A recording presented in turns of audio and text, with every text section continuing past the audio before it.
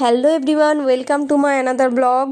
পেয়ে গেছি Valentine day gift finally. তো চলে গেছিলাম কুন্তলদার দোকানে। কুন্তলদা হচ্ছে আমাদের পাড়ার ফেমাস দাদা। জেরক্সের দোকান রয়েছে, কুন্তলদা ভালো ফটোগ্রাফার। তো দাদার কাছে চলে গেছি যে আমি একটা ভালো গিফট পেয়েছি, তোমাকে গিফটটাকে সুন্দর করে সাজিয়ে দিতে হবে, এই রিকোয়েস্টটা নিয়ে চলে গেছিলাম। তো কুন্তলদা সেটাকে খুব সুন্দরভাবে অ্যারেঞ্জ করে দিয়েছে। Thank you কুন্তলদা।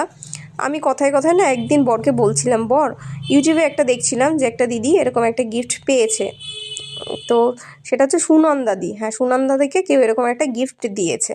তো দেখার পরে আমার মনে ইচ্ছা হয়েছিল, বরকে বলছিলাম আমাকে যদি কেউ এরকম একটা গিফট দিত।